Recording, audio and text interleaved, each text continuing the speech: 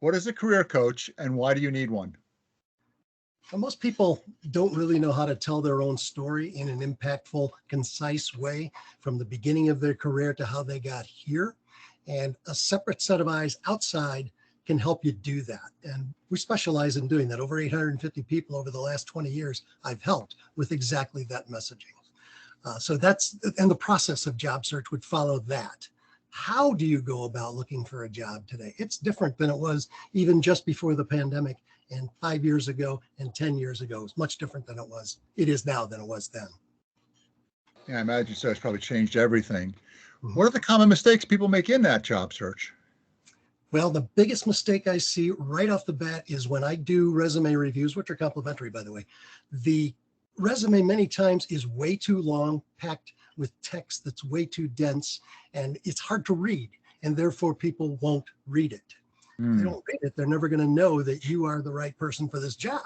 So we've got to do a lot of work to get it down. You think about bumper stickers, you think about a 30-second ad, you think about a 10-second elevator pitch, and using some of that thought process behind your successes and really creating that story. It's all about the story you tell about yourself.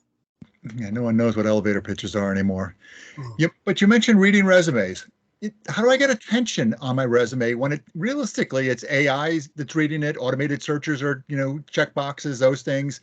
How does my resume rise to the top?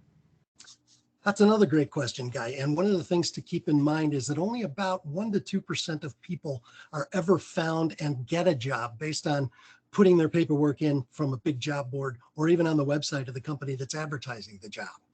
The rest of the time, it's everybody coming in the side door that knows somebody that knows the person that's hiring for that particular role. So if you and I know each other well, you know me, you trust me, you're willing to put my paperwork on that person's desk, of course, assuming I can do the job, because we know each other. You can trust me.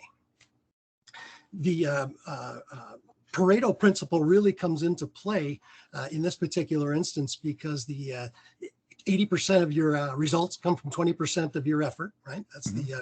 That's the old rule. And I would actually submit that in job search, it's more like 95-5. Wow. You really need to spend a lot more of your time on the activities that net results. Mm-hmm. And that's networking. Excellent. Thank you very much. Appreciate it. Yeah, thank you, Guy. I appreciate your time.